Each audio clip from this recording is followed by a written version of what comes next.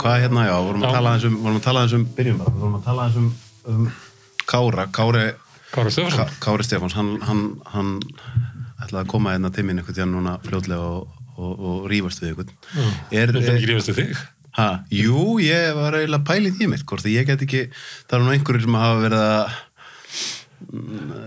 kenna mig við hægri mennsku, þannig að ég get leikið hægri mannina með hann. Og ertu hægri með þér? Nei, ég það ekki, sko. Ég er nefnilega í grunninn vinstri sinnaður. Mér finnst vinstri bara að vera búið að færa svo mikið. Já, þú ert orðin vinstri maður, af því að vinstri hefur færst til hægri. Nei, það sem að gerast, sko, er að ég er alveg upp af, sko, í raun og veru mjög vinstri sinnaðum foreldrum. Mamma mín mér mókaði skurðið yfir í Castro og svona. Og svo mér maður alltaf gera eins og mamma við sín segir manni. Ég veit það. Annars er þetta ekki góðu strák. En málið er að, ok, þá skal ég bara segja, það sem mamma mín til dæmis á því, að einu sinni snérist eða var vinstrið svolítið mikið upptekið sem ég verð nú að gefa þér kredit fyrir. Það verður að velta fyrir sér þeim sem minna með sín. Það er fátækt og allir þessi hlutir. En mér svona þessir mikið af þessu vinstriflokkum núna eru bara fastir í þessu virtue signal, sko, þar sem er bara aðalega verið að pæla í fólki sem hefur hæst á netinu, sko.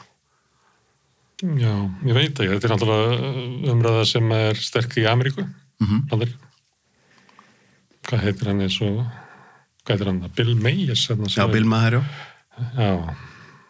Hann talar einhvern veginn í þessu áttina. Hann sé að búin að vera á sama staðnum en síðan hafi allt færst og allt sem hann orðin hægra megin af því að vinstri sé komið. Að við vorum að tala um Kára. Kári saði hérna hjá mér einhvern tíðan, hann saði sko fyrir mér eiga vinstriflokkarnir að vera að hugsa þá sem minna mega sín, en þeir eru farnir að færast í að vera fyrst og fremst að hugsa þá sem segjast vera að hugsa þá sem minna mega sín. Og mér varst það að súmur þetta ágætlega upp, sko. Sósíalistar eru með svona stjættar sín á heiminn og standa þannig með þeim sem að hafa minna mega sín. En ef þú ert einhvers staðar vinstra megin í einhverju, til þess eins og í Bandaríkjunum og stjætta hugmyndin er farin og bönnuð eiginlega. Allir verða að vera sammála að við lifum í allra besta samfélagi og kapitalismin sé vélinn sem ég að keyra þetta áfram. Þannig að svona stjættarbaráttan er farin að þessi hugmyndum að við séum raunverulega öll með sömu markmið. Þá náttúrulega endurskilgreinar vinstri sig út frá okkur öðru. En þegar þú segir þetta, þá samt, sko, þú segir að það hafi verið komið svona konsensus um að kapitalismi sé bara búin að sigra og samfélagssáttmálin í frjálshyggjuárunna var þannig. En samt hugsa maður sko náttúrulega hluta því að Trump komst til valda til dæmis var að staða bara verkafólks og venjulegs fólks í Bandaríkjunum orðið svo slæm. Þetta var sko samfélagssáttmálin, ég var ekki að segja að samfélagið hefði breyst. Það var ennþá þörfin fyrir stjættabaráttan hélt áfram. Svona frægsetning sem að Buffett sagði, sem að var hann auðvitað stjættastríði í gangi og mín stjætt er að vinna. Þess að þenni ríku heldur bara áfram sínu stjættastríði. En fókusin sem hafði verið á eftirstríðsárunum, þar sem var samfélagssáttmáli að samfélagin ættu að stefna að auknum jöfnuði, lyfta upp þeim sem að voru fátækir og efnalitlir, gefa færi þeim sem hafðu verið kúaðir, konum, svörtum í Bandaríkjunum, fötluðum.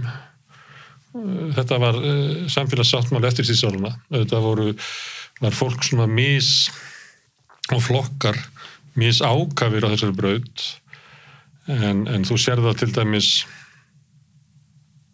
en síðan fellur þessi samfélagssáttmáli svona á 8. áratugnum og við tekum nýr samfélagssáttmáli sem það er engin annar valkostur eins og Margaret Thatcher sagði að núverandi kerfi markaðskerfi Vesturlanda væri hið rétta og að við lýðræðisvaldið eða ríkisvaldið ætti ekki að reyna að auka jöfnus heldur ættu við að bíða eftir því að markaðurinn lyfti öllum upp og það myndi bæta betur stöðu hinna fátæku og kúuðu heldur en það að við myndum hjálpa þeim sérstaklega. Og þetta er bara samfélagssáttmáli sem að hrundi við hrunið og er enn að hrynja og enginn veit hvað kemur í staðinn. Og það að samfélagssáttmáli skiptir svo miklu máli vegna þess að flestir gangast undir hann. Það bara megin straumsumræðan og megin straumsflokkarnir og allir gangast bara undir þetta. Og við getum bara borið saman kannski sjálfstæðisflokkin 1960 við sjálfstæðisflokkin í dag. Þetta bara gera ólíkir flokkar. Á hvað leiti? Munurinn sá að sjálfstæðisflokkurinn 1960, hann svona orti sína pólitík inn í samfélagssáttmála eftirstríðsárana sem var aukin í öfnuður. Hann gat fallist á að byggja upp Breiðholtið. Hann gat fallist á alls konar kröfur verkalýðsins. Það var nú mynd í sjónvarpinu daginn verkfalli 55, þar sem að stjórnvöld settast á atvinnuleysistryggingar og settist á alls konar hluti. 70 sett á uppbyggingu lífeyrissjóðakerfisins og hvað leira. Í dag sjálfstæðisflokkurinn að móti raunverulega öllum sigrum verkfallshreyfingarnar á síðustu öld, á móti bara verkfallshreyfingunni, á móti verkfallsrétti og bara allt annað. En þú getur líka tekið annað flokk, þú getur bara tekið kannski alþýðuflokkin 1956 og borið hann saman við samfélkingunum í dag. Þetta bara gera ólíkir flokkar. 1956 átti alþýðuflokkurinn einhver vandræði með það sem þú varst að segja áðan. Bara standa með þeim sem að hafa það verst. Það sem ég er að meina. Ég er að meina sko að eitt er eitthvað sem fólk segir sjálfstæðisflokkin. En ef þú ert vinstra megin, þá náttúrulega sjálfstæðisflokkurinn svolítið hinum megin. Þannig að mér stundum sko þessi ofur áhersla á sjálfstæðisflokkin. Hvað með flokkana sem raunverulega eiga að vera félagshyggju-flokkar? Sigur nýfrjálshyggjunnar var fyrst og fremst að vinstrið tók upp nýfrjálshyggjuna og undan hægrinu, raunverulega.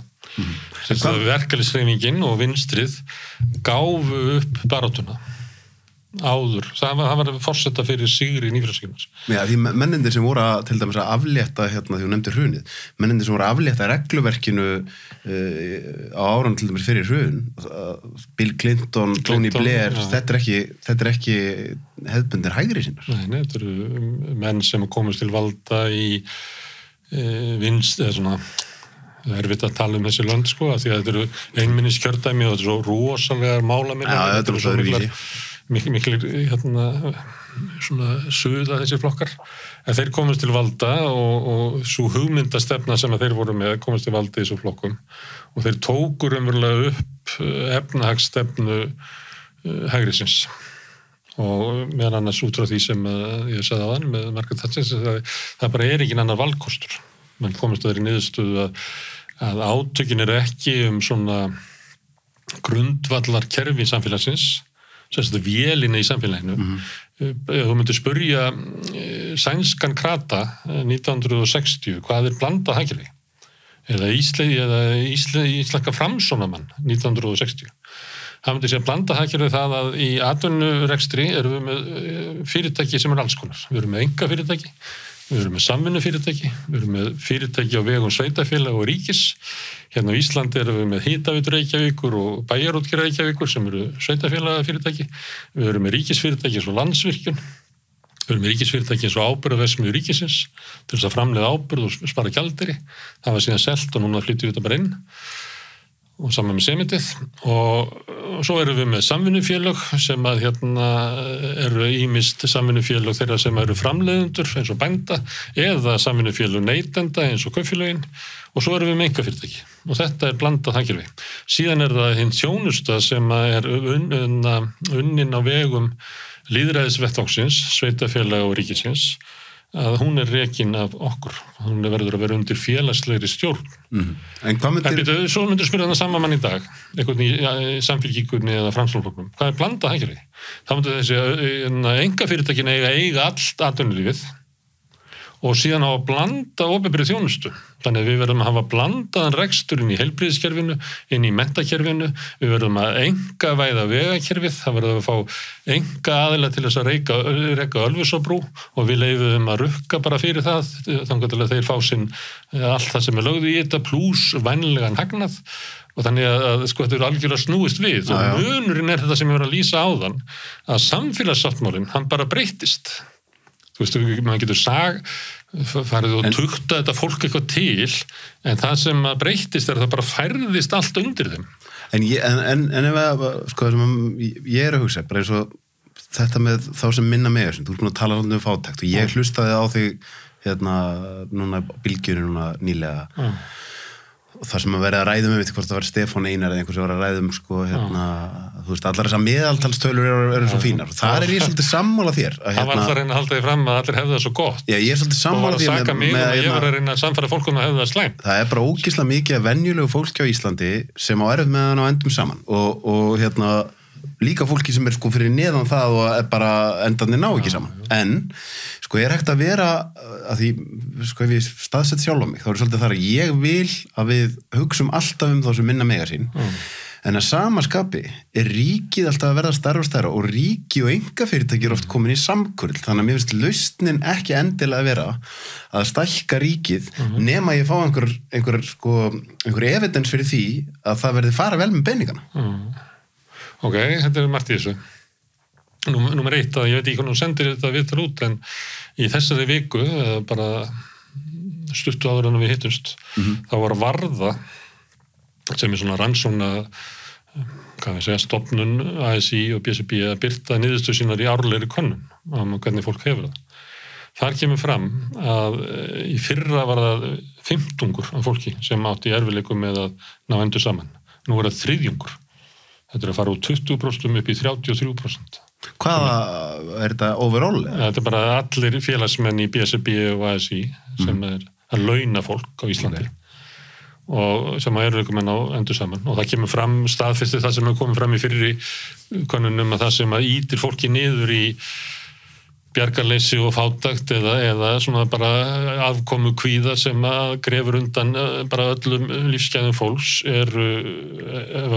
staða húsnæðismarkaði ef þú ert leigjandi ef að þú ert einstakt foreldri ef að þú ert innflytjandi og þetta náttúrulega dregur fram að sko stoðirnar sem eiga að styðja við þá sem að standa veikt í samfélaginu eru brostnar þú veist, ef þú skilur og ert orðið einstakt móðir að þá bara dunkar ofan í fátækt. Ef þú missir heilsun þetta öryggi, þá bara dunkar ofan í fátækt. Ef að þú kemst ekki gennum greiðslumat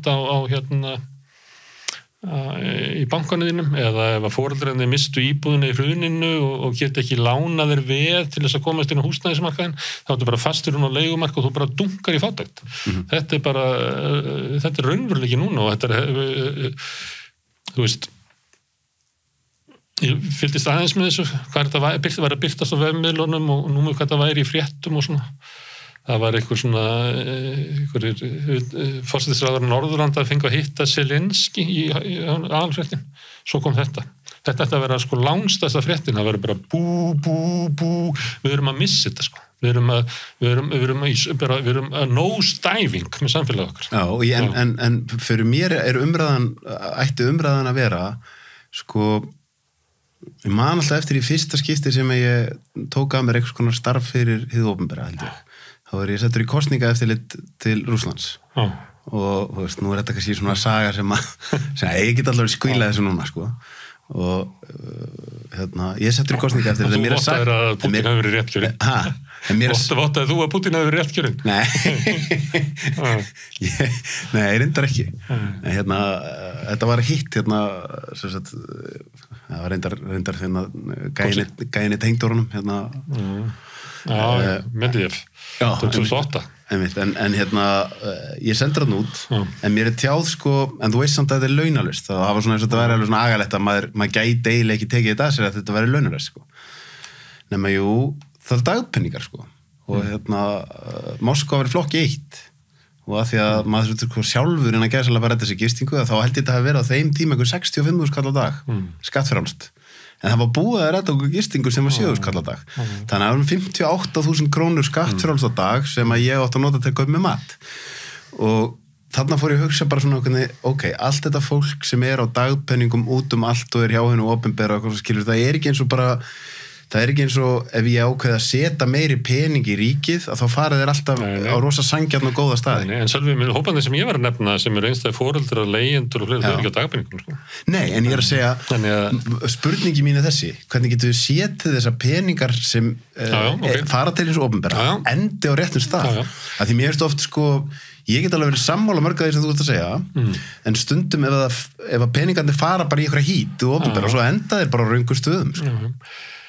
Það er það er eitt af því snjalla sem að hægrið hefur gert að það segist vilja báknið sem að það smíðaði sjálft burt og hefur einhvern veginn narrað klassíska vinstri til þess að verja báknið eins og það hefur búið það til. Það náttúrulega bara allir flokkar á Íslandi búin að stækka báknið. Við tökum bara það sem hafi verið í stjórn og þá bara sökin staðist hjá Sjálfstæðisflokknum, svo Framsóknarflokknum og svo dingla hinir eitthvað langt og eftir. Við lifum fyrst og fremst í ríkisvaldi sem hefur verið byggt upp og mótað þessum tveimur flokkum. Það bara hannig. Ok, og þeim tekist að gera þetta. Og þetta taka mörg dæmi, en við getum tekið kannski dæmi sem kannski ekki allir væru saman um mér, til þess að með ríkisútvarpið, þar sem að sjálfstæðismenn hafa ráðið því hver útvarpsstjóri þar í 30 ár og þeir alltaf gagnrýna ríkisútvarpið og vinstrið svo kallega hleypur alltaf í vörn fyrir ríkisútvarpið, þó svo að ríkisútvarpið sé bara næstu því eins og útvarp á alveg En ég er endur ekki sammála því Ég meina hverjir Mér bara ríkisútvarpið aðalega í dag vera komið í þetta hugmyndastríð þar sem við verðum að verja þetta dyggðarskreitingar Það var það vegna þess að Valhöll kýs að hafa það svo því að það var verið að ráða dagskrárstjóra yfir Rás 1 daginn hver var það? Innvígð og innmúruð kona úr Sjálfstæðisflokknum hver með föstudagsspjalli sem á að vera svona láta öllum svona líða vel með samfélagið á föstudagskvöldum. Það Gísli Marteinn. Já, er hann mjög klassískur hægrimaður í dag? Já, annars væri hann ekki þarna. Nei, fyrir mér er hann bara dyggðarskreitinga vinstrimaður. Það vegna þess að hægrið vill það. Við getum ekki að vera með einhverja hugmynd hvað hægrið ætti að vilja, en það sem að hægrið vill að ríkisútvarpið sé, þannig er ríkisútvarpið. Það bara þannig.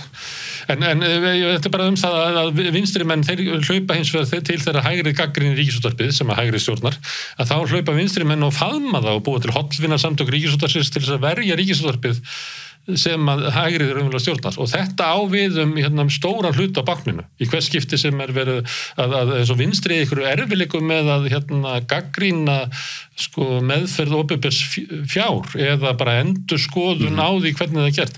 Auðvitað er þannig að það væri að reka ríkið bara sem bara, er þetta ekki 1200 milljarðar eða eitthvað Þetta er bara ótrúlegt bák væri það ekki kannski eðlileg krafa að þú myndir bara ganga á línuna og endurskoða í það minnsta 5% af rekstrinum á hverju ári.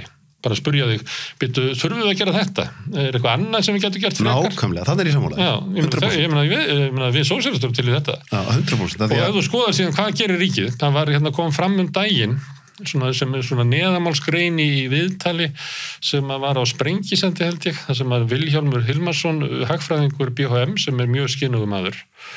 Hann sagði það og vitnaði í tilkynningu frá fjármálaráðuneytinu, eitthvað til þingsins, svar við einhverju, að á einhverju tímabili, held að það hafi verið frá svona 2015 til 2020, hafi í gegnum hann að allir vinna átakið, endurgreiðslur á vaski, það náði eitthvað inn í hrunið, hafi 70 milljarðar farið til stuðnings, raunverulega niðurfelling á vaski, styrkur til fyrirtækja í verktakabransa sem eru, þú veist, bæði að byggja hús en líka að laga palla í Garðabænum og alls konar svona 70 milljarðar. Ef þú tækir þetta saman við allt, allan stuðning hins opinbera við þá fólk sem er í húsnæðiskreppu, húsnæðisbæturnar, vaxtabæturnar bara orðið grín, uppbygging á félagslegu húsnæði, það er bara miklu stærri hluti sem að fer í velferðarkerfi fyrirtækjana. Það ríki lagði niður, ríkisstjórn Katrínar, lagði niður nýsköpunar, mann ekki hvað þetta. Eitthvað sem var svona hugmyndum að ríki sæjum að íta undir rannsóknir og blablabla. Og sagði þessi svo, nei, ríki á getur að vasast í þessu. Við bara, fyrirtækin eru með þetta sjálf og við styrkjum þau til þess að vera í þessu. Og þá fara fyrirtæki og senda inn umsóknir fyrir að fá endurgreitt kostnað vegna nýsköpunar rannsókna sem að í stæðstu hluta er bara það sem að fyrirtæki gera til þess að þróa vöruna sína, og þeir sem að sækja þannig eru náttúrulega svona tölvuleikja fyrirtæki og alls konar fyrirtæki en svo bara byrja allir að sækja einhver heildsala ætlar eitthvað að laga til hjá sér lagerinn og sækjur það og það renna út hjá Bjarna Ben 12 milljarðar. Þessi þáttur áskriftaþáttur. Inni á sölvitryggva.is fá áskrifundur aðgengi að öllum útgefnum þáttum, aukaefni og nýjum þætti í hverri viku.